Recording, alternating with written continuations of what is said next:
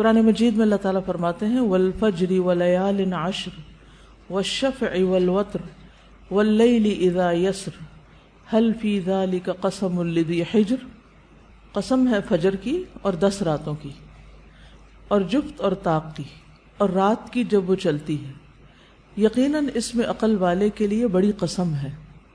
10 راتوں سے مراد ذوالحجہ کا پہلا عشرہ ہے، پہلے 10 دن ہیں جو انشاءاللہ کل سے شروع ہو جائیں گے. اور اگر مہینہ 30 کا ہوا تو پھر کب سے شروع ہو جائیں گے؟ پرسوں سے شروع ہو جائیں گے. ٹھیک ہے، یہ دنیا کے سب سے بہترین دن ہیں. رسول اللہ صلی اللہ علیہ وسلم نے فرمایا دنیا کے دنوں میں افضل ترین دن 10 دن یعنی عشرہ ذوالحجہ ہے.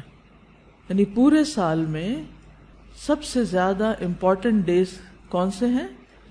ذوالحج کے پہلے 10 دن. لہٰذا ان 10 دنوں میں جب انسان کوئی بھی نیک عمل کرتا ہے تو وہ نیک عمل بھی اللہ تعالیٰ کو باقی دنوں میں کیے ہوئے نیک عمل سے زیادہ پسندیدہ ہے. عام دنوں میں ہم جو کچھ نیکیاں کرتے رہتے ہیں ان کا اجر و ثواب بھی ملتا ہے، لیکن ان دنوں میں جب خاص طور پر کوئی اچھا عمل کرتا ہے تو اس کا اجر و ثواب کئی گنا زیادہ بڑھ جاتا ہے. رسول اللہ صلی اللہ علیہ وسلم نے فرمایا اللہ کو کوئی نیک عمل کسی دن میں اس قدر پسندیدہ نہیں جتنا کہ ان دنوں میں پسندیدہ ہے، یعنی عشرہ ذوالحجہ. صحابہ نے عرض کیا اے اللہ کے رسول کیا جہاد فی سبیل اللہ بھی نہیں؟ آپ نے فرمایا نہیں، جہاد فی سبیل اللہ بھی نہیں مگر جو شخص اپنی جان اور مال لے کر نکلا ہو پھر کچھ واپس نہ لایا ہو. یعنی جان بھی جائے اس کی، شہید ہو جائے، اور اس کا جو گھوڑا ہے وہ بھی مارا جائے اور اس کا جو اسلحہ ہے وہ بھی چلا جائے، یعنی کچھ بھی واپس نہیں آیا، سب کچھ اللہ کی راہ میں چلا گیا. اس کا عمل بہرحال سب سے زیادہ پسندیدہ ہے یا سب سے زیادہ آگے ہے. ورنہ باقی جتنے بھی لوگ جو کچھ بھی نیک کام کر رہے ہیں سال بھر میں، ان سب سے افضل ہے وہ کام جو ان 10 دنوں میں ہم کریں گے انشاءاللہ. یاد رکھیے رمضان کا آخری عشرہ جس کی راتیں زیادہ افضل ہیں اور ذوالحجہ کا پہلا عشرہ جس کے دن زیادہ افضل ہیں. تو اس سے یہ پتہ چلتا ہے کہ ان دنوں میں انسان کو پھر خاص طور پر اچھے کاموں کی طرف رغبت کرنی چاہیے. نبی صلی اللہ علیہ وسلم نے فرمایا اللہ کے نزدیک ذوالحجہ کے 10 دنوں میں نیک اعمال بہت زیادہ پاکیزگی اور بہت بڑے ثواب کا باعث ہیں. تو اس سے ہمیں 2 چیزیں ملتی. نمبر 1 پاکیزگی، ٹھیک ہے، یعنی ہمارے گناہوں کی معافی کا ذریعہ ہے، ہمارے تزکیہ کا ذریعہ ہے ان دنوں کے نیک اعمال. اور دوسرے زیادہ ثواب کا ذریعہ ہے. یعنی عام طور پر جیسے ایک نیکی کا اجر 10 گنا ہے تو ان دنوں میں کئی گنا زیادہ بڑھ جائے گا. نبی صلی اللہ علیہ وسلم نے فرمایا اللہ کے نزدیک عشرہ ذوالحجہ کے دنوں سے بہترین کوئی دن نہیں. ایک آدمی نے عرض کیا اللہ کے رسول کیا یہ افضل ہیں یا ان کی گنتی کے برابر اللہ کے راستے میں جہاد کرنا افضل ہے، یعنی 10 بار؟ آپ نے فرمایا ان کی گنتی کے برابر اللہ کے راستے میں جہاد کرنے سے بھی زیادہ ہی افضل ہیں، سوائے اس شخص کے جس کا چہرہ مٹی میں ملا دیا گیا ہو، یعنی وہ شہید ہو گیا ہو. تو جب اتنا بڑا موقع آ رہا ہے ہمارے سامنے تو ہم اس کو یوں ہی گنوا دیں، یہ نہیں ہونا چاہیے. ہمیں نہیں معلوم کہ اگلے سال ہماری زندگی میں یہ دن آتے بھی ہیں یا نہیں، ہم اس سے پہلے ہی نہ دنیا سے چلے جائیں. اس لیے بہت ضروری ہے کہ ان 10 دنوں کی پلاننگ کریں کہ ہم نے کیا کیا کرنا ہے. صرف وہ کام کافی نہیں جو ہم ہر روز نیکی کے کام کرتے رہتے ہیں، مثلا جو روٹین میں نوافل پڑھ رہے ہیں یا صدقہ خیرات کر رہے ہیں، یا اور نہیں، مزید بھی کرنا ہے. صحابہ ان دنوں میں انتھک محنت کیا کرتے تھے. سعید بن جبیر ذوالحجہ کے 10 دن داخل ہونے کے بعد عبادت میں بہت زیادہ کوشش کرتے تھے، حتیٰ کہ وہ اتنی محنت کرتے کہ لگتا کہ وہ اس کی قدرت نہیں رکھتے، یعنی اپنے آپ کو اتنا تھکا دیتے کہ لگتا کہ بس اب اس سے زیادہ کچھ کر نہیں سکتے، آخری درجے تک. اب نیک اعمال میں سے افضل عمل جو ان دنوں کے لیے پسندیدہ ہے وہ اللہ کا ذکر ہے. نبی صلی اللہ علیہ وسلم نے فرمایا کوئی دن اللہ کے ہاں ان 10 دنوں سے زیادہ عظمت والا نہیں ہے، اور نہ ہی کسی دن کا عمل اللہ تعالیٰ کو ان 10 دنوں کے عمل سے محبوب ہے. یعنی نہ دن ان دنوں سے افضل ہیں اور کوئی اور عمل اس سے افضل نہیں. بس تم ان 10 دنوں میں کثرت سے لا الہ الا اللہ، اللہ اکبر اور الحمدللہ پڑھو، یعنی تہلیل، تکبیر اور تحمید. اب اس کے لیے یہ جو کلمہ نا سبحان اللہ والحمدللہ ولا الہ الا اللہ واللہ اکبر، یہ ان تینوں کلمات کا مجموعہ ہے اور اس میں سبحان اللہ کا اضافہ بھی ہے. آتا ہے آپ کو یہ؟ پڑھیے ذرا.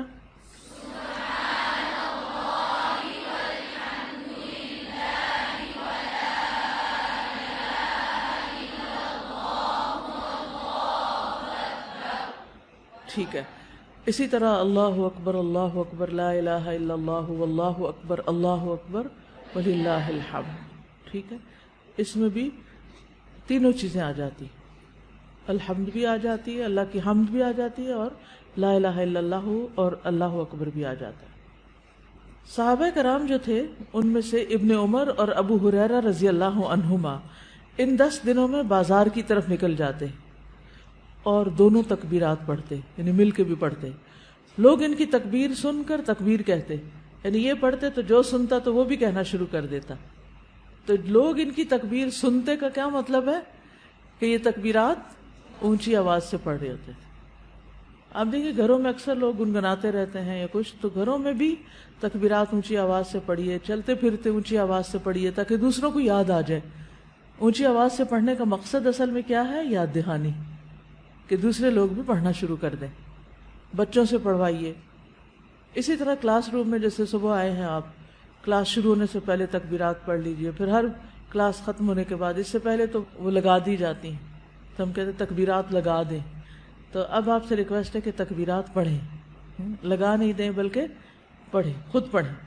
ٹھیک ہے، سننے سے بھی ریمائنڈر ہوتا ہے لیکن خود پڑھنا بھی ضروری ہے، تو خود پڑھیں. تو آپ سب لوگ اس کی پابندی کریں گے. اگر ٹیچر بھول جائے تو آپ یاد کرا دیں گے.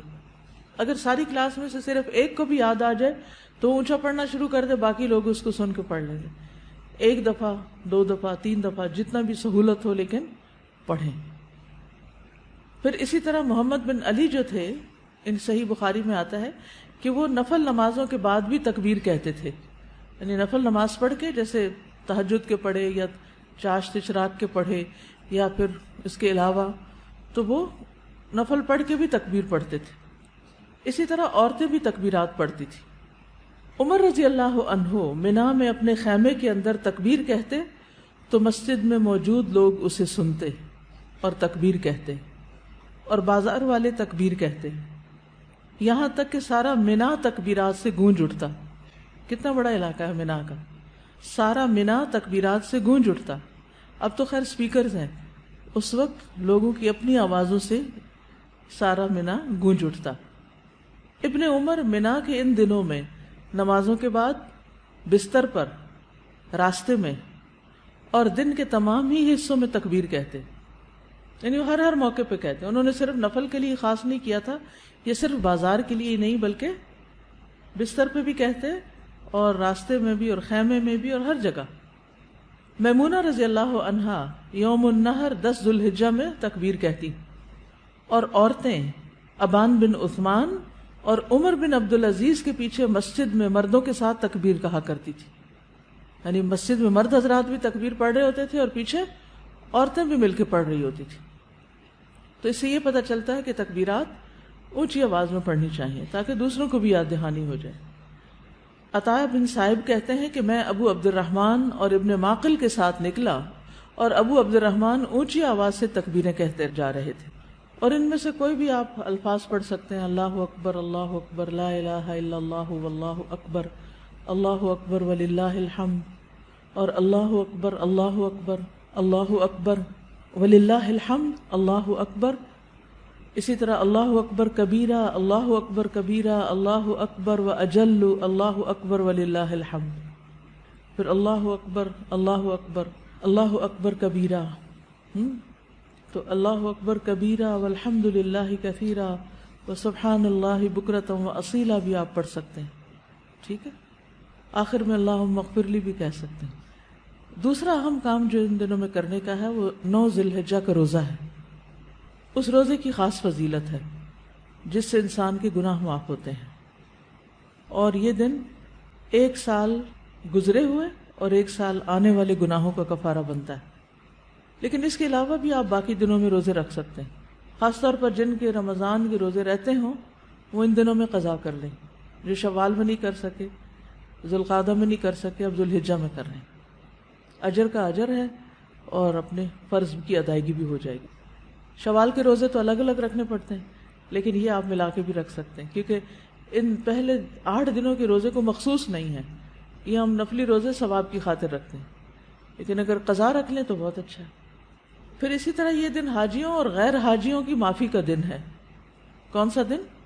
9 ذی الحج کا دن۔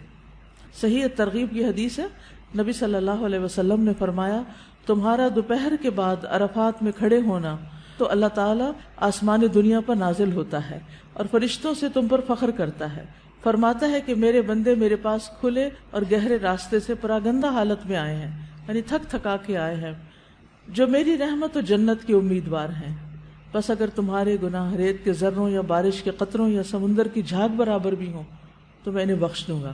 میرے بندوں لوٹ جاؤ، تم بخشے بخشائے ہو، اور ان کی بھی مغفرت ہے جن کی تم نے سفارش کی۔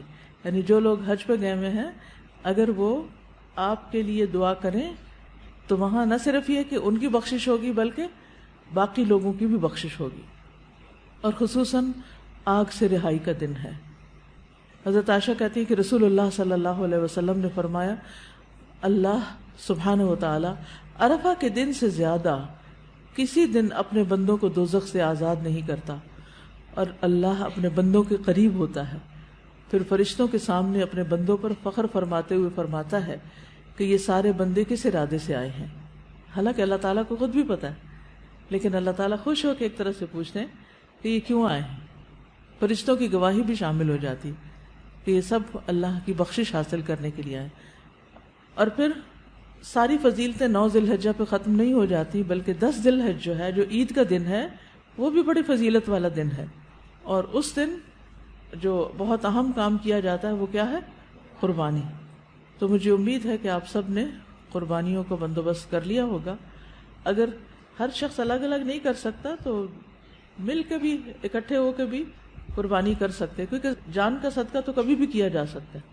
تو عام دنوں میں کرنے کی بجائے ان دنوں میں انسان کر لے، ان دنوں میں پیسے جمع کرا لے، خاص طور پر غریبوں تک جو پہنچایا جاتا ہے گوشت، اس میں انسان اپنا حصہ ڈال لے، کہ کچھ لوگ محنت پہ لگے ہوئے ہیں، وہ دور دراز علاقوں میں قربانی کے جانور پہنچاتے ہیں، گوشت پہنچاتے ہیں، ہم خود تو وہاں تک پہنچ نہیں سکتے۔ اگر ہر شخص یہ کام کرنے لگے تو ناممکن ہے، کیونکہ جانوروں کی ٹرانسپورٹیشن یا خود ایون سفر کر کے وہاں جانا، یہ سب کچھ بڑی مشکل کام ہے۔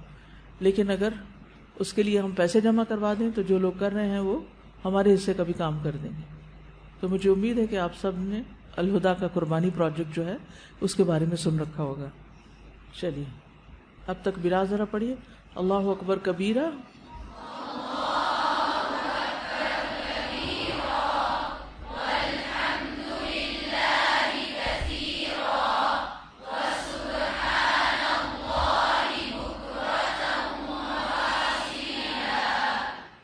جو آپ کی کلاس میں تکبیرات لگتی ہیں وہ بھی ایک دفعہ پڑھ دیجیے۔